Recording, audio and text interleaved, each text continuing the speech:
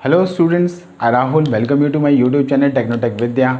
और आज फिर हम आपके लिए एक और वोकेबलरी की सीरीज़ लाए हैं जिसको आगे बढ़ाएंगे। कंटिन्यूसली हम जिसको लेकर चल रहे हैं। वोकेबलरी आपके लिए बहुत इंपॉर्टेंट होता है। जब आपको वोकेबलरी याद होती है, आपको पता होती है, तब आप उनको इंग्लिश में सेंटेंसेस को फॉर्म करते हुए यूज़ कर सकते हैं। और वोकेबलरी से ही आपकी लैंग्वेज बहुत ज़्यादा इन्फ्लुएंसिव और इम्प्रेसिव बनती है।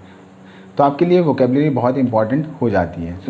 आप टीवी न्यूज़ चैनल वगैरह देखते हैं तो आप ऐसी लैंग्वेज को सुनते हैं जो कि न्यूज़ चैनल और न्यूज़पेपर के एडिटोरियल पेज पर यूज़ की जाती हैं। तो देर ना करते हुए अपनी वीडियो की तरफ चलते हैं।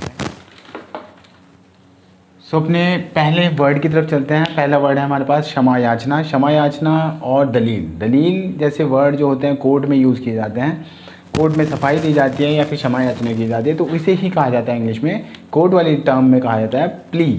प्ली और प्लीड बहुत अच्छा वर्ड है जिसका आप यूज़ कर सकते हैं क्षमा याचना फिर सफाई देने के लिए। नेक्स्ट है आपके पास पर्दा हटाना। पर्दा हटाना मतलब कि किसी चीज़ को सामने लाना या फिर उजागर करना, किसी सीक्रेट को उजागर करना। पर्दा हटाना को कहा जाता है अनवेल।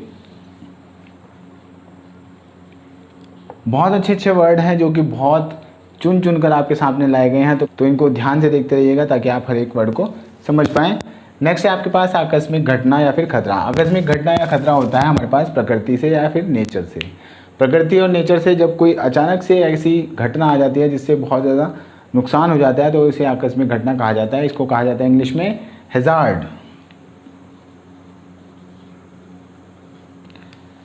हैज़ार्ड। नेक्स्ट है आपके पास चिरस्थायी या फिर पुश्तैनी।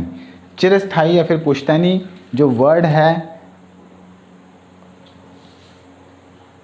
उसमें आप ज़्यादातर दुश्मनी का इस्तेमाल करते हैं। चिरस्थायी दुश्मनी और या फिर पुश्तैनी दुश्मनी। तो चिरस्थायी या पुश्तैनी दुश्मनी को आप क्या कहते हैं? चिरस्थायी मतलब कि जो पीढ़ियों से चलती आ रही होती है, ऐसी दुश्मनी को आप क्या कहते हैं? फ्यूड। फ्यूड को कहा जाता है पुश्तैनी दुश्मनी। पुश्तैनी दुश्मनी। नेक्स्ट है आपके पास वाक्य पटुता। वाक्य पटुता का मतलब होता है, ये हिंदी में ही थोड़ा कॉम्प्लिकेटेड वर्ड हो गया है, तो हिंदी में ही पहले इसका समझ लेते हैं मीनिंग क्या होता है।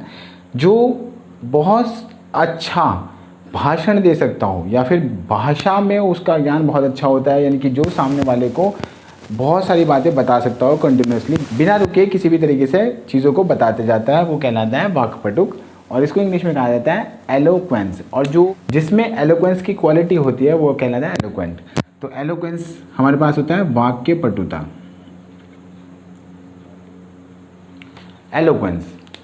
नेक्स्ट वर्ड है आपके पास यादगार। यादगार का मतलब होता है स्मृति या फिर पास्ट में आप कहीं गए हों जिसके लिए आपको अभी तक वो आपकी यादों में है चीज़, तो वो कहलाती है यादगार, स्मृति या फिर स्मारिका। यादगार को आप इंग्लिश में कहते हैं सोवनीर। बहुत प्यारा वर्ड है, आप इसको अपनी लैंग्वेज में यूज़ करके देखिए, बहुत अच्छा लगता है। नेक्स्ट है आपके पास अपमानित करना। अपमानित करने को आप यहाँ पर कह सकते हैं कि किसी को अगर आप देख कर भी अनदेखा कर देते हैं तो इस तरह से अपमान जो होता है, उस अपमानित वर्ड के लिए आप क्या यूज़ करते हैं वो यहाँ पर अपमानित करने के लिए हम यूज़ करेंगे। तो अपमानित करने के लिए वर्ड होता है स्नब।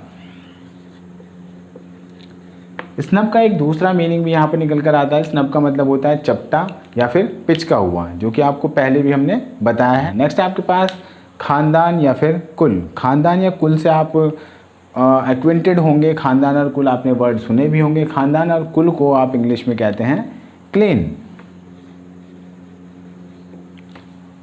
क्लीन वर्ड का आप यूज़ करते हैं खानदान और कुल के लिए। नेक्स्ट है आपके पास चेतावनी। देखिए, चेतावनी को आप यूजुअली वार्निंग कह सकते हैं, बट ऐसी चेतावनी जिसमें एक सलाह भी होती है, उस चेतावनी को आप कहते हैं एडमोनिश।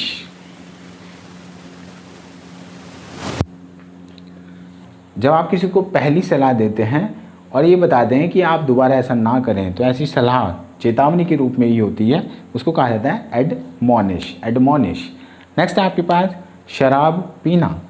शराब पीने के लिए आप यूजुअली ड्रिंक का यूज़ कर सकते हैं, पर ड्रिंक में तो आप कुछ भी कर सकते हैं, लाइक सॉफ्ट ड्रिंक और कोल्ड ड्रिंक और जूस वगैरह भी आप ड्रिंक में ही लेते हैं।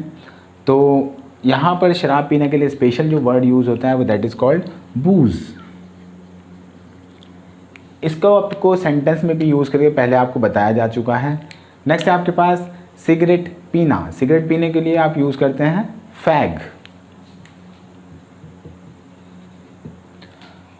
फैग वर्ड यूज़ होता है सिगरेट पीने के लिए। फैग का इस्तेमाल बहुत बार किया भी जाता है, तो आप इस वर्ड को यूज़ कर सकते हैं।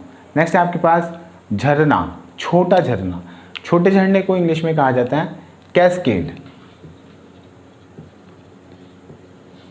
छोटा झरना, कैस्केड झरने को कैसा होता है, जो ऊपर टीले पे से थोड़ा नीचे तक अगर पानी गिरता है तो उसे छोटा झरना कहा जाता है, उसे हम कहते हैं कैस्केड। नेक्स्ट है बंजर। बंजर का सेंस यहाँ पर ज़मीन से भी हो सकता है, किसी ह्यूमन बीइंग से भी हो सकता है। बंजर वुमेन भी होती है, बंजर लैंड भी होता है। तो बंजर लैंड के लिए हम, या फिर बांझ औरत के लिए, वुमेन के लिए हम वर्ड यूज़ करते हैं इंग्लिश में बैरन। बंजर और बांझ को कहा जाता है बैरन। नेक्स्ट वर्ड है बेशर्म। देखिए, किसी चीज़ को करने में हम समझते हैं कि अगर हम बट ऑफ लाफ्टर बन जाएंगे तो वो बेशर्म कहलाते हैं, जो कि इस चीज़ को नहीं सोचते हैं, बिना कुछ सोचे समझे कर ही देते हैं। उन्हें फ़र्क ही नहीं पड़ता कि इस बात से उनके कैरेक्टर पर क्या प्रभाव पड़ेगा, तो वो बेशर्म कहलाते हैं। तो बेशर्म को इंग्लिश में कहा जाता है ब्रेजन। ब्रेजन यूज़ आप कैसे कर सकते हैं, हाउ ब्रेजन यू आर, कितने बेशर्म हो तुम, ही इज़ वेरी ब्रेजन, या फिर किसी का नाम लेकर भी आप ब्रेजन बोल सकते हैं। तो आप कह सकते हैं how brazen you are.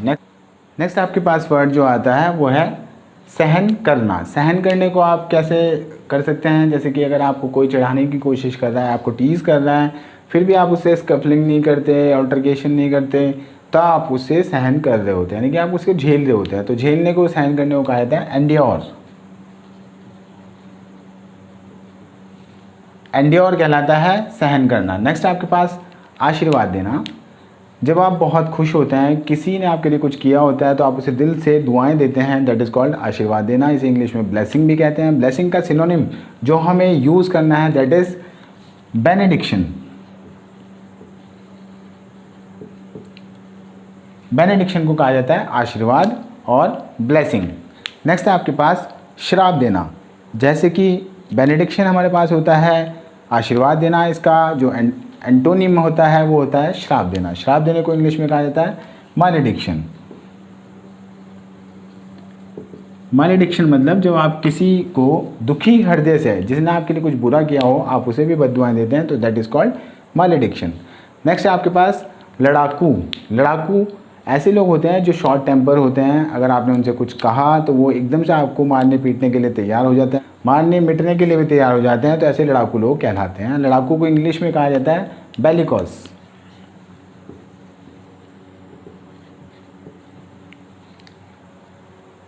Next word है आपके पास वैश्यालय। वैश्यालय को आप इंग्लिश में कहते हैं ब्रॉथल।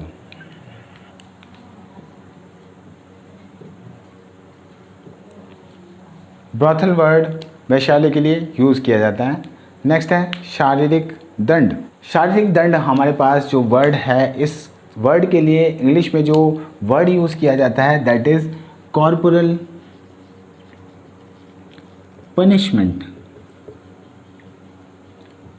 देखिए, शारीरिक दंड यानी कि देह संबंधी जो यातना होती है वो शारीरिक दंड कहलाता है, उसको पनिशमेंट कहा जाता है, कॉर्पोरल पनिशमेंट। बट अगर आपके पास कहीं पर कॉर्पोरल वर्ड सेपरेटली यूज़ किया जाता है तो कॉर्पोरल का सेंस कुछ और बन जाता है। कॉर्पोरल होता है सेना में एक छोटा पद, यानी कि छोटा पद, यानी कि अफसर होता है कोई भी छोटे पद का, तो उसको कॉर्पोरल कहा जाता है। अगर इसके लिए हमें सेंटेंस को यूज़ करना है तो हम ऐसे कह सकते हैं कि there were lots of application for the post of corporal. तो कॉर्पोरल पद के लिए वहाँ पर बहुत सारे एप्लीकेशन मिले, तो यहाँ पर कॉर्पोरल का सेंस आ जाता है सेना में छोटा पद, तो कॉर्पोरल कहलाता है। लेकिन आप जब कॉर्पोरल पनिशमेंट की बात करते हैं तो ये कहलाता है शारीरिक दंड। तो ये जो वर्ड थे आप इनको यूज़ करिएगा अपनी लैंग्वेज में, एक बहुत अच्छा इंप्रेशन डालने के लिए लोगों पर आप इन वर्ड को यूज़ कर सकते। सो स्टूडेंट्स, अगर आपको आज की वीडियो पसंद आई है तो आप वीडियो को लाइक करना, शेयर करना मत भूलिएगा, और अगर आप चैनल पर नए हैं तो चैनल को सब्सक्राइब ज़रूर कर लीजिएगा और बेल आइकन को प्रेस कर लीजिएगा ताकि आपको आने वाली वीडियोज़ की अपडेट मिलती रहे। आपसे नेक्स्ट टॉपिक के साथ अगली वीडियो में जल्दी मिलते हैं। तब तक के लिए गुड बाय।